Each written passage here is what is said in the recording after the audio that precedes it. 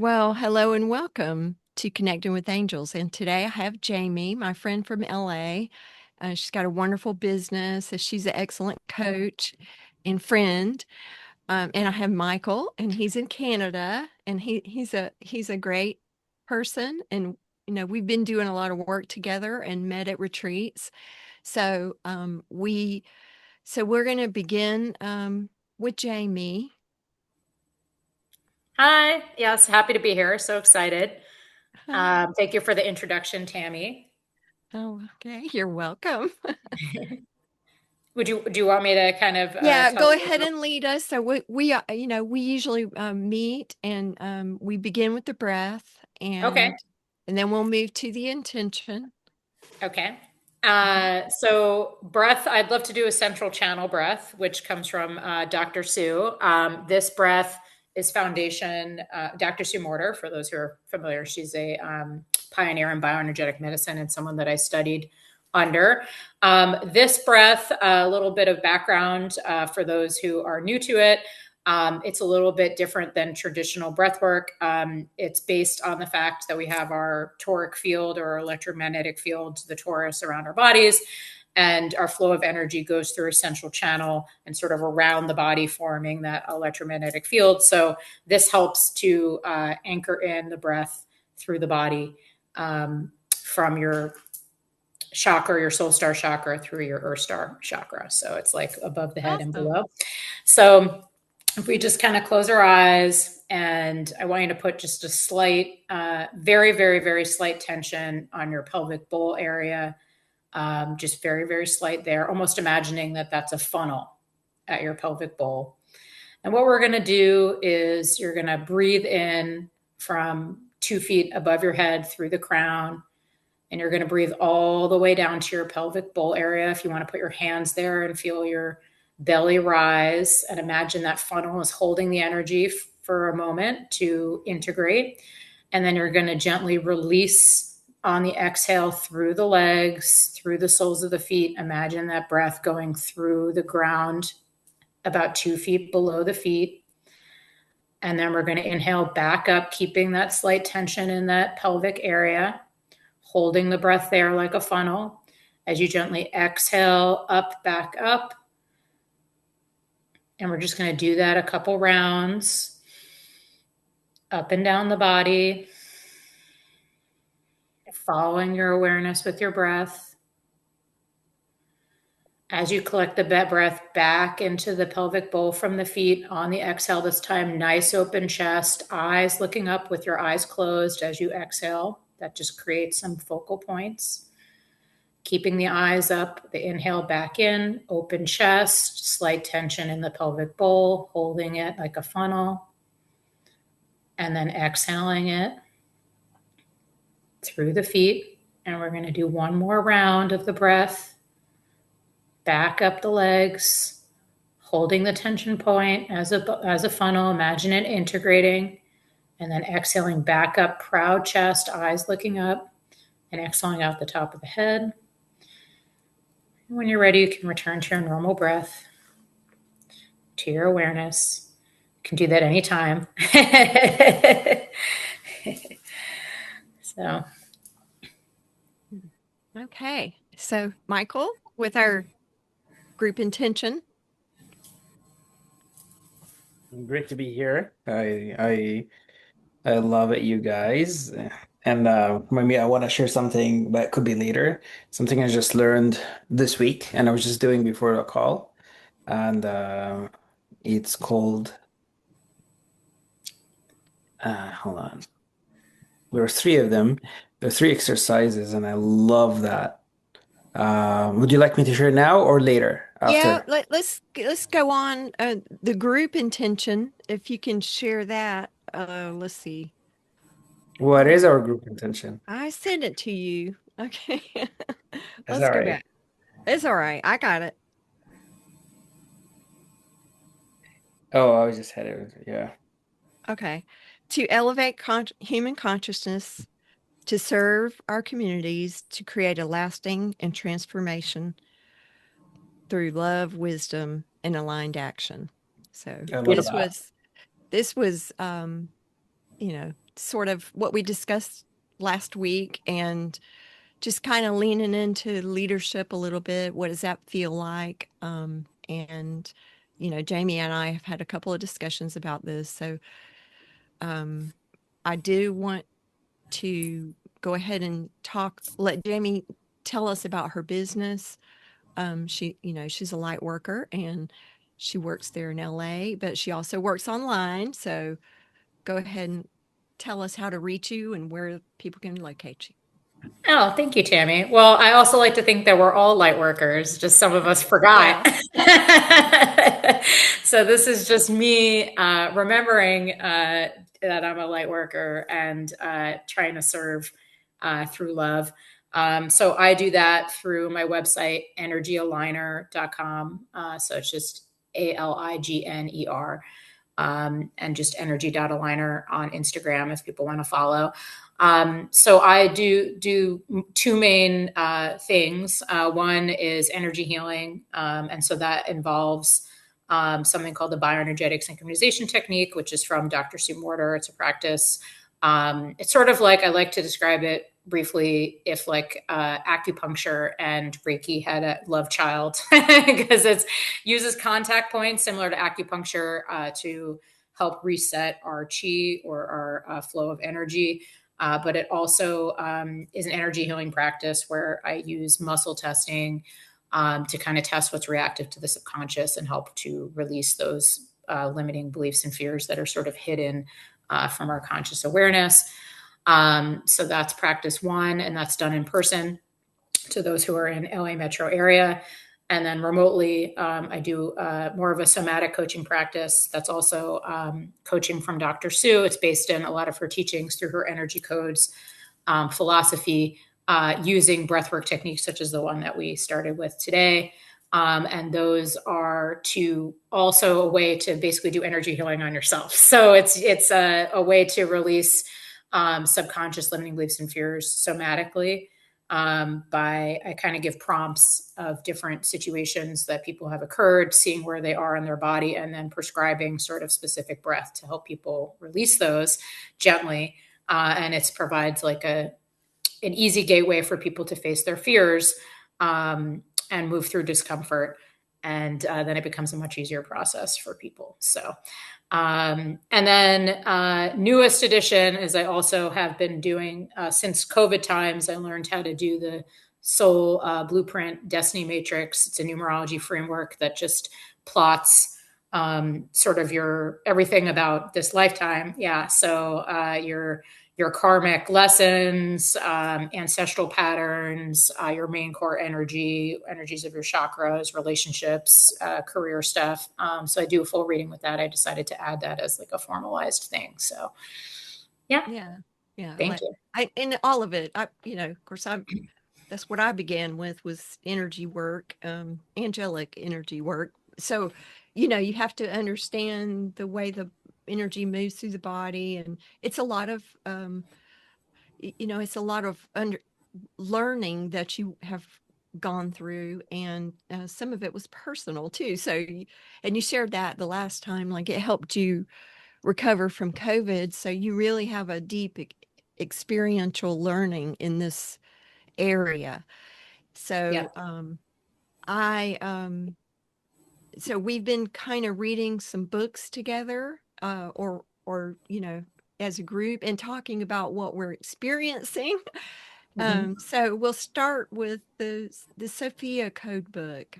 And so, and I'll get both Jamie and Michael to share.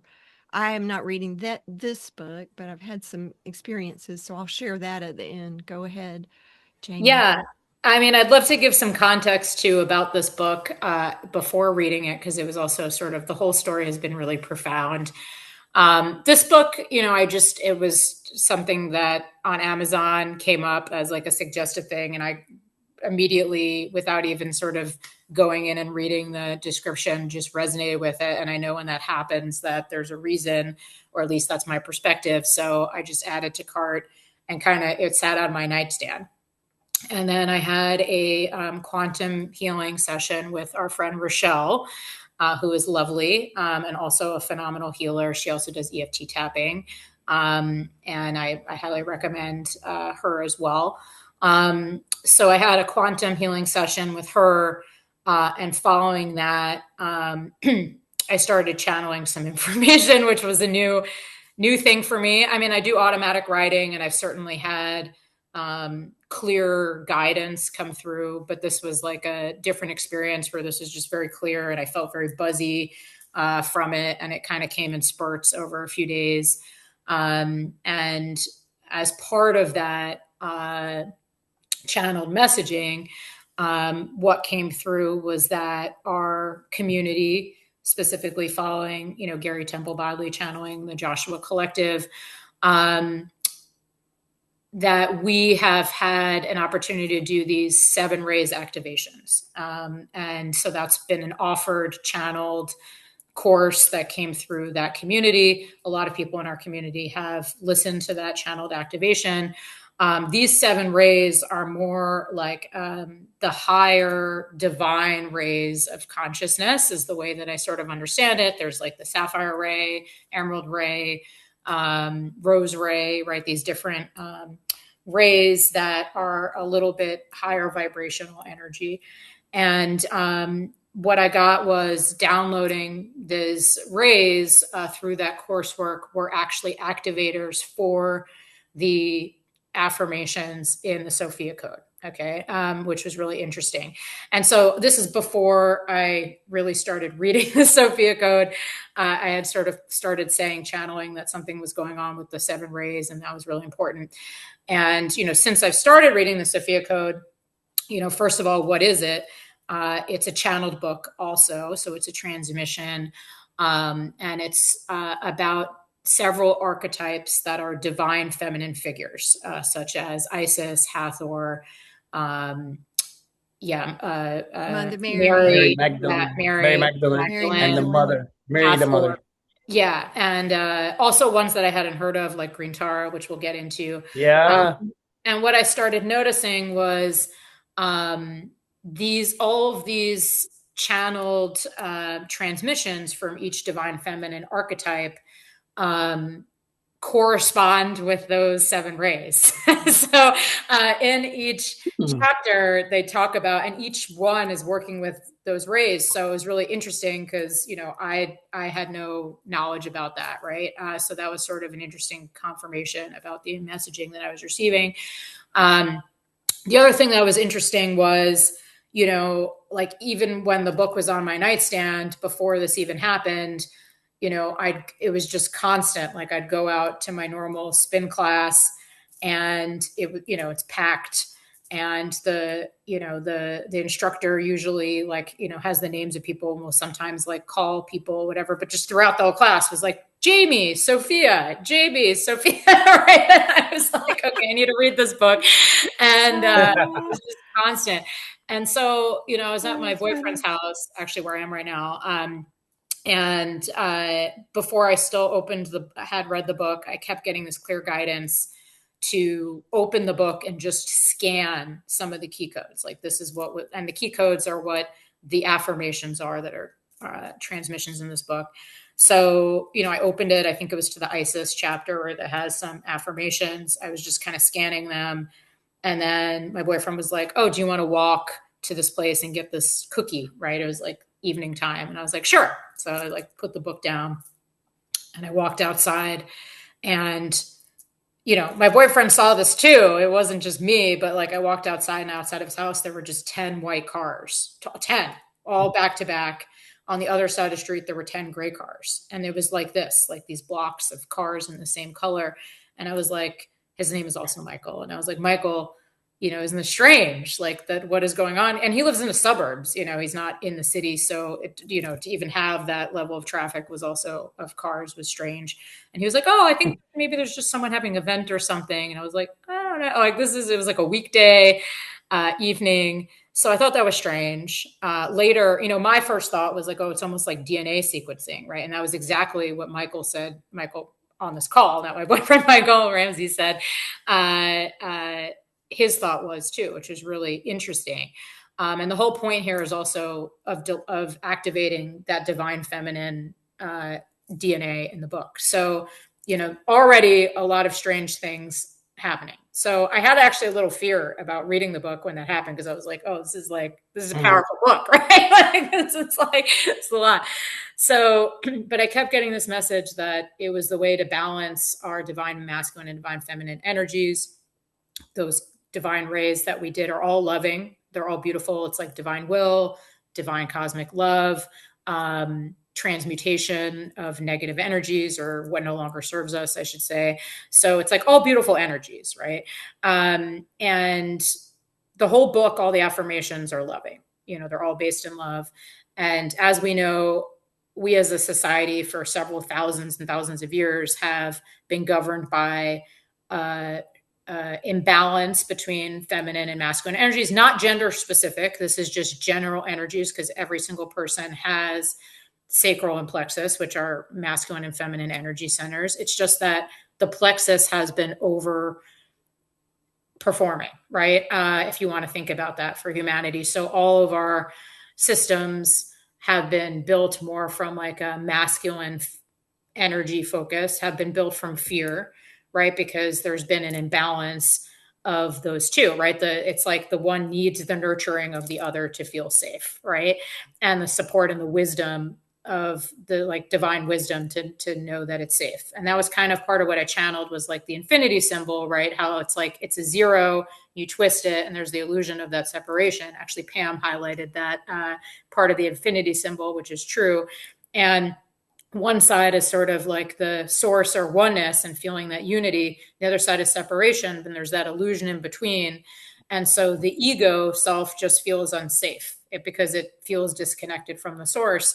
And that is what, has kind of been the driving force between that imbalance. And so the more that we can remember and embody that divine feminine wisdom, the cosmic womb, right? That's a feminine energy, that the creation energy comes, it's a womb space. That's your sacral, that's divine feminine. The more that we can balance the two to be the full infinity symbol, the more that humanity will start also embodying, feeling more centered in themselves, remembering their divine love, right? And like creating more from love as opposed from fear. And so it's important, as all spiritual leaders are talking about this time of like the new earth and like ascension, right? What does that really mean? It means like remembering that balance, right? And so I feel like this is a very important time to focus on, ways that we're balancing that masculine and feminine aspects, because that's to me what new earth means, like from a foundational standpoint, represented by that infinity symbol. So I got through my fear and I was like, I'm going to start reading this book, because I understand it's all based in love. And any fear I had was false. I was just kind of afraid of the power of the book. And so I started reading it, and I had some interesting experiences. I'm actually only like a little more than halfway through the book. I got to the Green Tara section. Green Tara is a very big figure in Buddhist teachings. The image of her is with a lotus flower.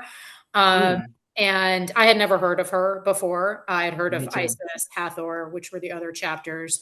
But Green Tara, that's the emerald ray. That's one of the cosmic rays. It's the dark green ray.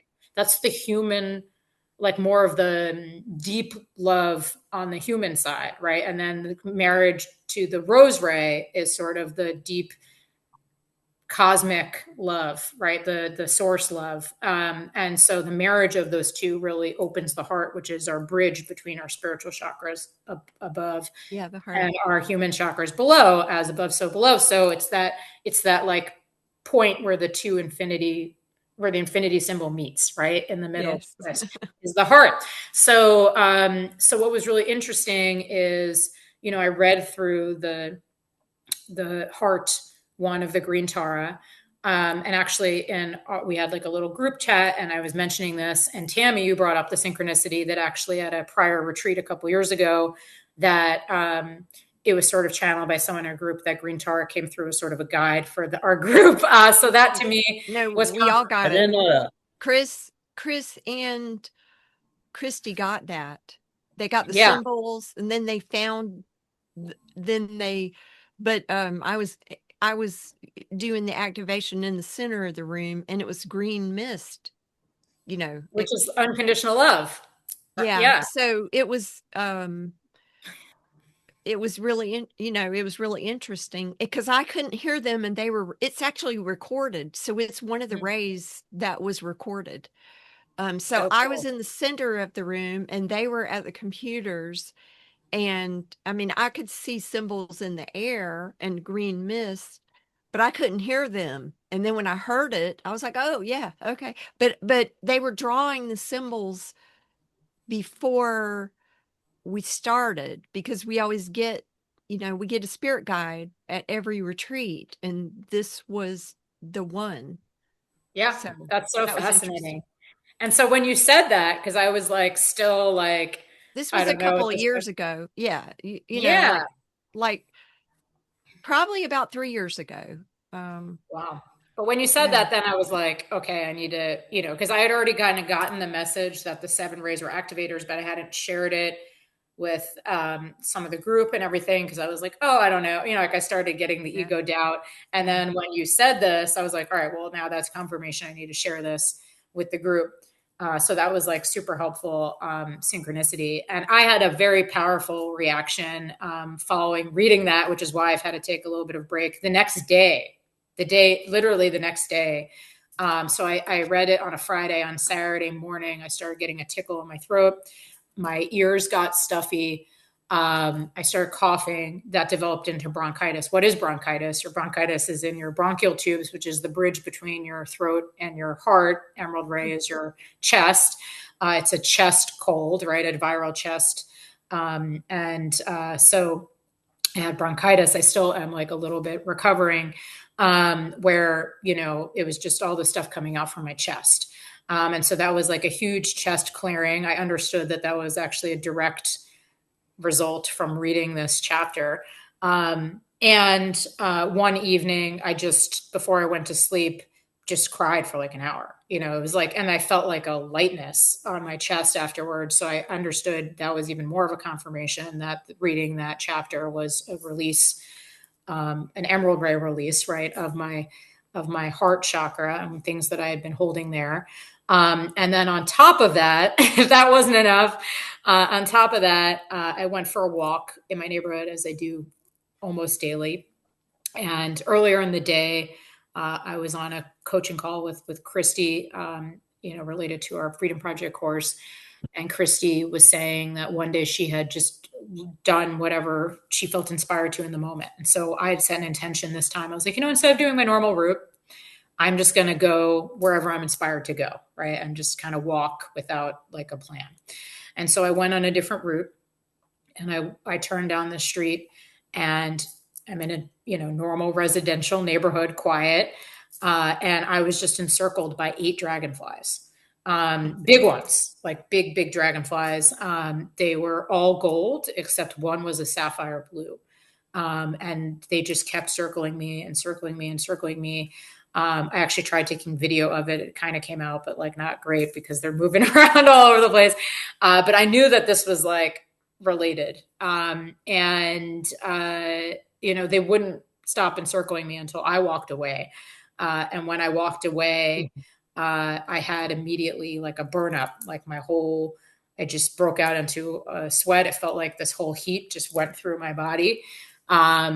And I knew that there was some sort of activation that happened there. And interestingly, I was kind of doing some research on it, on how it related to Green Tara. And there's something about her lotus. It's like a gold lotus, and she's like with one blue thing that she's holding. So it was very like also related to her imagery that she's shown with, related to the dragonflies. Renee, who's in our group, who lives on the East Coast, so 3,000 miles away from me, she and I share a spirit guide, who's Sekhmet. And so we have had a lot of synchronicities, she and I. And she had read the Sophia code after I kind of noted about what I channeled. And the next day, literally the day after that, the next day, she told me that she was in a pool and 8 dragonflies came and kept landing on her finger, and she took a picture and sent them to me. So again, like all of these things you might be able to say, oh, okay, cool, coincidence, but like, no, right? It's like it's like one thing after another. They all mirror the green Tara. They're all related to chest, and then also the dragonflies are very spiritual animals, as we know traditionally. I've clearly had a chest clearing, so I'm going very intentionally through the book, but to me, it has only continued to substantiate this perspective that I hold, that this book is related to those divine 7 rays, connecting to those 7 rays and reading the book as a together are very symbiotic to help to really activate the codes here. And I believe that these codes are activating that other loop of the infinity symbol. So reconnecting to that higher love, that cosmic love, so that we can, have that balance of masculine and feminine energies. That was a lot. I definitely have more to That's say, but okay. I I want to mean, it's pause fine. first. That's React. good. Because I the love it. symbols. Everything is right. Yeah. Mhm. So, Michael, you want to add what's your point of view about the Sophia Code book? I just don't want to interrupt because she's deeply in it, Yeah. and I love No, it, I Jamie. mean, I mean, did you have any more about Sophia Code I book? just want to share when I started reading that book. So it was like I was driving, and I don't remember the day, but I have a record here, June 20th, because that day I kept noticing cars with the 7 7. 777. Yeah, here you go. Mhm. So This there is are that was the numbers. same day. There are numbers and codes, and Yes. So you've read part part of the book or all of the book? Yeah, so I read, I think until Sashmet, Okay. just Oh, past, Stephanie also in the book. yes, Oh, that's yes. one of my Okay. guides. That's going to be an Okay. Yeah, interesting Yeah, one. that'll be it's good. interesting. Well, we'll have Yeah, to talk Okay. about that. you're So gonna love it. what are your, so do you, I mean, explain in the book, do they actually, you just do the reading and then you have a, You do, everyone introduces herself, so it's and her story, right? And a lot of it sometimes is things that we don't know about. We know the figures, we know them very well. We know Mary Magdalene, we know the Mother Mary, and we know them and hear about them. But you hear an interesting story behind the scene that might not have been documented anywhere, and it's very interesting. And when they sharing that story, it's eye-opening as well to what you don't know, because no matter what the books and everything that is gonna have, it's hard to say. It's still written with perspective, different perspective, and the people's perspective who lived that time at different ages. Mind you, as well, each one's perspective is different. So when you hear the story from someone, so obviously this book is channeled. So when you hear that story from the actual being themselves and they saying the story from their own perspective, it's very interesting and eye-opening. But in general, that book is highly needed this time. I'm experiencing a lot of synchronicities with it. Like the most recent one was my friend who I met. We were doing like a gathering this last weekend, and then after the whole day event and everything, and I remember he said, I published the book, and I told him, okay, remind me again what was the name of the book? So, and I looked it up, and it says Walk with Shakti, right? And that's his name. His name is Amar. So I told him, what is Shakti? And he said, like, it's the female energy. And I told him, oh my gosh, oh, this keeps coming. It's like, what are you talking about? Well, this is the time where we need to integrate the female, whatever you call it, female, feminine, um, the creative, intuitive mind, because we have two loops. So two loops of brain. One is left and one is right, and they're not functioning the same. Mhm. Completely different. Different worlds. One is very logical, sequential, what makes sense, understands languages and numbers, and the other one is something else totally. And Something. that is hard to know now because we're learning this now. All the last few thousand years, no matter how long that is, it was a while. His mostly dominant is the left brain. So it's almost like this has been forgotten or ignored or considered as a glitch or it still operates, but this is louder. And this one is very quiet, but it knows where you keep calculating and doing thinking and overthinking, and this one knows. How does it come up to the answer? It's not linear, it's not sequential, it doesn't make sense. It's the opposite of all of this. It doesn't make sense. Um, it's just intuitive. It's very I sometimes think it's like our antenna. Like as if Um, we have a thing that goes up, but it's on the right side and it connects. That's the information that we don't have. This one is the information that we have, and this one is the information we don't have, where we get it and we connect with what's outside us, perceiving that there's outside and inside, but in general. So this is the connection, I would say, to unlimited information, unlimited sources.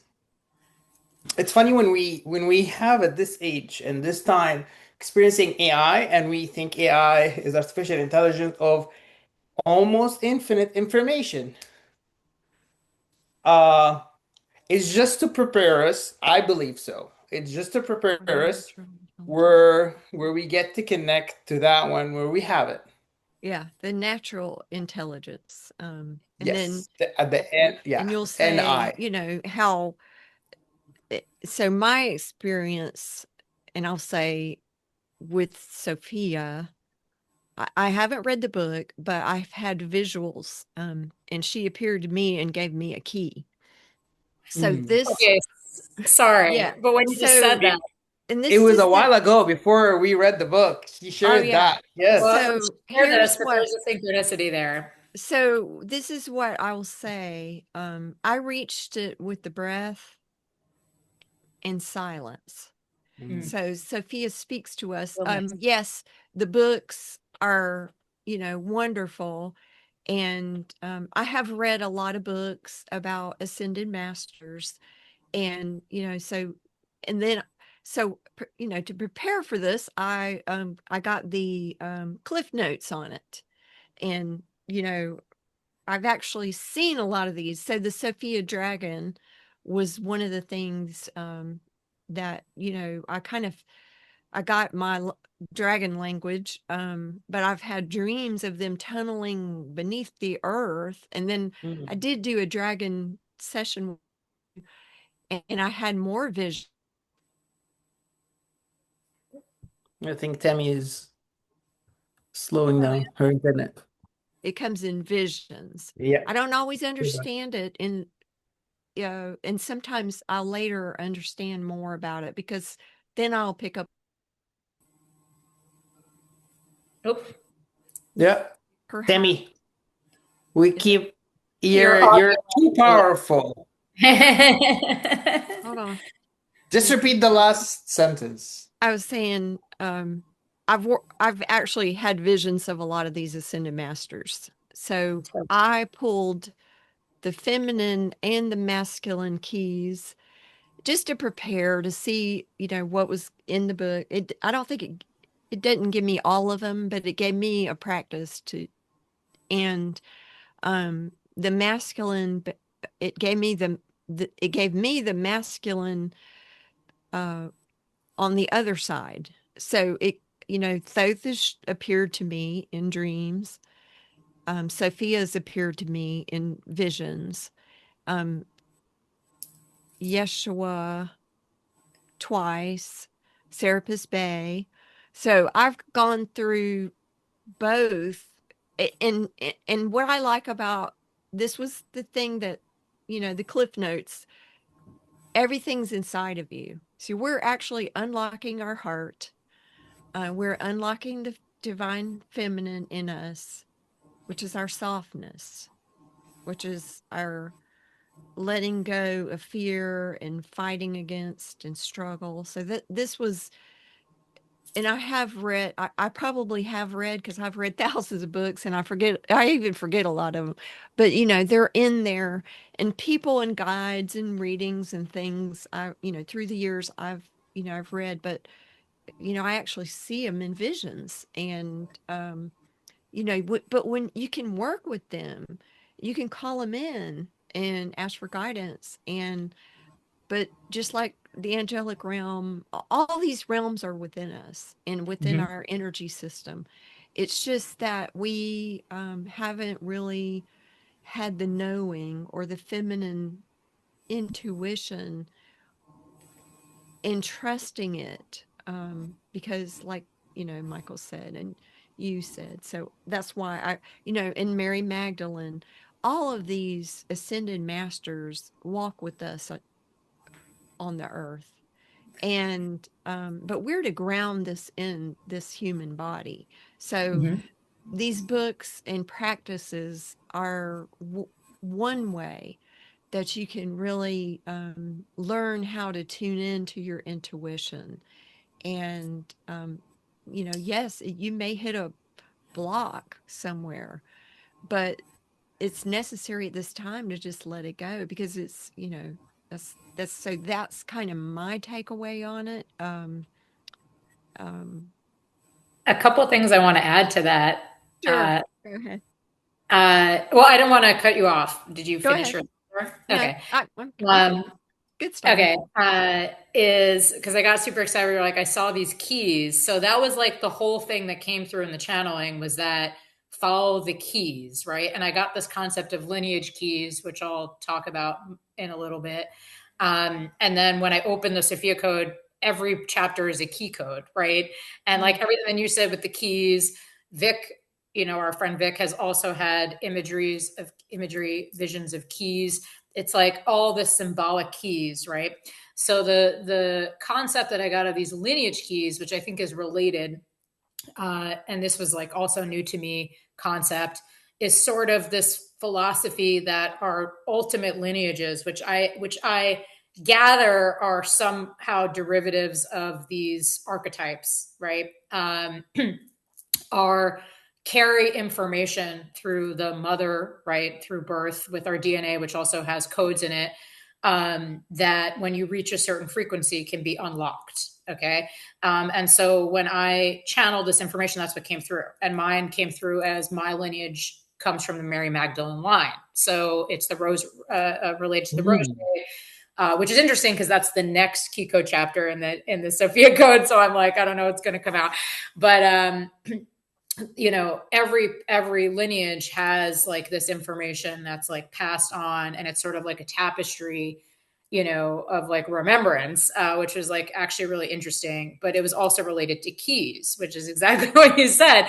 So that was cool. And then the other thing that came through, which may be important to mention, especially for the group, was 5 affirmations. And these were related to aligning with your divine feminine, as well as aligning with the authority of your inner self, which is pure unconditional love, versus your ego being the authority, which has been more of the how humanity is operated in our lifetime, and certainly our ancestors' lifetime. So the 5 affirmations, and I brought them up here to make sure that I say them correctly. Then these were just channeled, so I'm just sharing them. That came through was, one is, I am a conduit of unconditional love. And I understand that this is to remember that our power doesn't come from us. right? We're just the conduit. So, and the power is actually based in love. It's not based in fear or true power. So this is a reminder that we're not the source of any sort of power, which is where humanity's been a trap in the past. We are just a conduit for the power, and the power is actually unconditional love. It's not fear. So one, I am a conduit of unconditional love. Two, I fully reclaim all of my creative power, because when we are allowing the ego to be our authority, we've been sort of siphoning away our creative power to an external authority unknowingly. And so by saying, for yourself that you fully reclaim all of your creative power, and that's a simple thing to say, but it's powerful because you're saying you're ready to create from love, right? Three, I fully reclaim the balance of my divine masculine and divine feminine energies. This is what we were just talking about as it relates to the Sophia code, having that balance with the infinity symbol, which is how I envision it in my mind. Four, my inner self reclaims authority over my body. So that is my inner self as opposed to the ego, right? The ego has been feeling artificially unsafe from that illusion of disconnection from source. So now that we're reconnecting that, our inner self as our higher multidimensional being that's connected to source and knows that it's connected to that divine feminine creator energy, can reclaim the authority. And then the fifth one, similar, is my inner self reclaims authority over my mind, because a lot of humanity's suffering has come from false fear from the ego, be it feeling unsafe. So when we're ready to step into that inner self reclaiming authority over our minds, it's also saying that you're ready to step into creating from love. So that's really what all those five say, right? And remembering that our power to create is anchored in love, and we are not the source of that power. It comes from our higher multidimensional self. So those were five affirmations that came through that I thought were important to share. And it's all kind of ties into what we've been talking about on this call. Yeah, I love that. That is true. So alignment, comes from unconditional love, and we have a lot of things upside down. Like most of us are trying to seek our power or become powerful, or, that's upside down, it's backwards. And then creativity will flow when you release the old, I see it as old data, old codes. um, you get the new key, and we run around looking for all the keys. And it's so funny the way that they come, and um, and we take everything so seriously, but we're actually here to gather data, information, and create love. So Mm-hmm. it's the softness returning to the truth that we're going to. Now I will talk about ancestral clearing, because I know you went through that. Yeah. I've done some work in that area, and had some visions about that too, like ancestors coming toward me, because the more you clear, the more your other gifts come online. Mm-hmm. And these are feminine intuit, these maybe telepathy, visions, or lots of other things, maybe light language, but you may be a verbal channel, and you may not have brought a strong desire in that area, because you may be designed to help a certain group of people, and I'm seeing that in people. So, you know, um, these gifts come online when you just soften and relax, and stop fighting against the world and fighting inside. The real battles in here. It's getting it all back into alignment. So, um, anyway, if you want to talk about that a little bit, go ahead. I guess Michael's got Oh, something. I want to say something about ancestral, that what you said. In medical, traditional medicine, we call the word family history of any medical condition, right? Like diabetes, blood pressure, whatever. We can depression, so many things that we call it. We usually ask the patients, like, Do you have any family history of this and that and so on? What is not studied, and I believe it's a big stack of it, and it's related to what we're talking about backing into the ancestral, is people inherit behavior and how to live life. That includes everything. How my day goes, what do I eat, my lifestyle, how do I sleep, everything, how I think. All of this cannot be ignored, cannot be just ignored as it doesn't exist. And we come in and see something called family history, and we think it's just because this skin type or that genotype has this higher risk of this and this and that and so on. But we're not putting in factor the way this family or this generation has been always taught to eat this way, behave this way, spend their day that way. And as much as we think about it as family history, it's another way of seeing it's ancestral, could be ancestral traumas or could be ancestral strength, like Right. empowering beliefs that are getting inherited as well, like limiting beliefs, like because we pass that on to second generations and third, and pass that on from one generation to another, the way we think, the way we operate with, the way we deal with things. And I got a thought recently, which was very interesting. Sometimes you find there's a breakage in that, where either a kid loses parents and starts a new life with either being either with a new parents or being orphan, and goes completely different shift in their like now his this ancestral generation is being broken. He's taking a completely different thing, as much as we can see so much drama in it.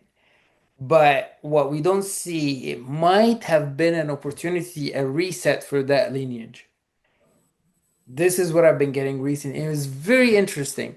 And or a completely shift, either for another, it could be for something where will trigger so many limiting beliefs to clear them sometime in their life, or to start thinking in a different way because that kid is not being grown or is not being raised by the same limiting or empowering beliefs that have been carrying on for generations. It becomes a reset point, and it's very interesting thinking about it because as much as we take it very emotional and say like that's very hard and stuff. Yes, it is. But there is benefits that we might not see, and it's. I'm not saying it's. I can't imagine. It's very. It's. It can be tragedy, but from the unseen world, it's could be another reset. It's like exactly like what we talked about, Atlantis, Lemurian Mhm. resets, those civilizations. It's Mhm. like they lost their parents in one day. Yeah. Yeah. Mm. And then, you know, I would do want to add that I've had dreams that we were children together in Atlantis, Mhm. and there's some Mhm. unusual connection. And I've only been around Jamie a couple of times, but I've had a bunch of dreams about her now, and so I know that our ancestral lineage is more than just human. Um, and it's also timeless. But these Earth years are very rooted in our families. Mhm. And Jamie, I don't. You want to add anything about your family? Yeah, yeah. So a couple things here. I had the epiphany before all of this. It was like last year. I had the epiphany that my family lineage has had an unusual repetitive pattern of estrangement with a female family member. So, my sister had been estranged from my whole family for over a decade. And recently, kind of, we reunited a year ago. My aunt had an estrangement with her sister in law. My grandmother had an estrangement with one of her sisters. She was one of four daughters. One of her sisters, they were estranged. My grandfather was estranged from his sister. My father was estranged from his mother. I mean, this is not common. Okay. So this is clearly a big pattern in my family that no one seemed to notice that this was a pattern. And then, like, last year, I But had you this. did. Yeah. And so, I have really been working on establishing a good foundational relationship based in love with my sister. We call each other and talk to each other. My sister, by the way, after that gap, where we both really grew into adulthood separately, it was really interesting reconnecting with her because she is extremely intuitively gifted, and those all blossomed. And I never knew that. She has all kinds of visions. She's had all kinds of experiences, very powerfully. I think, and she just objectively is one of the most compassionate people I know. She has a very open heart, super empathetic, compassionate person. But on the flip side of that, if you don't know how to have good energetic boundaries with that level of compassion, you take on a lot of stuff. And I think her struggles came from kind of being the sponge for a lot of things because she's so compassionate. So I feel like, with our relationship, we're flipping the switch. We're changing this pattern.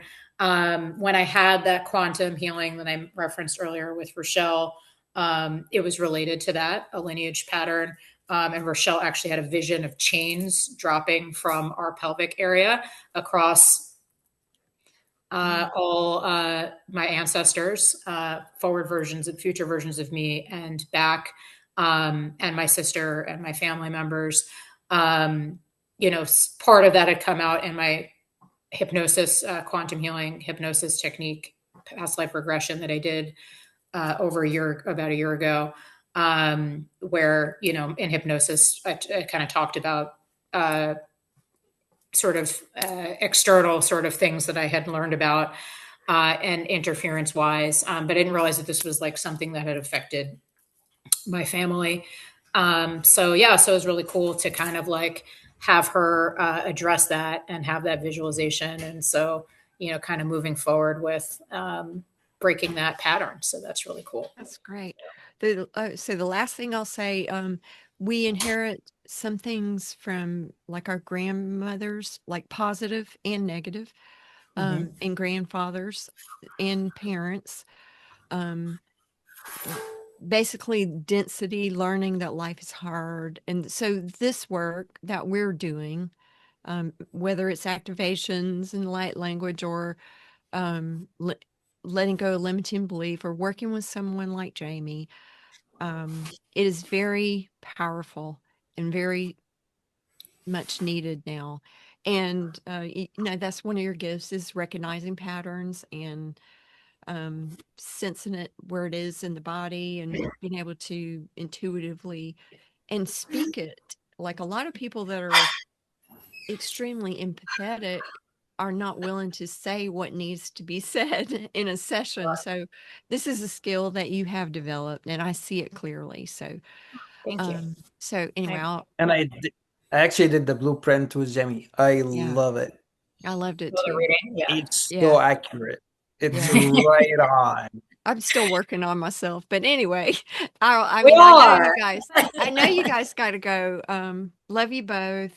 Thank you for joining me and Yeah, breathing thank with you for me, this chat. This was and lovely. Thank you. and keep reading the book, Jaime, and going at your own pace, though. Yeah. Exactly. Thank you for And letting me share this and spending this time with you guys. I love you guys. So thank you. This is a lovely chat. okay, peace. Thank you. Bye. Bye.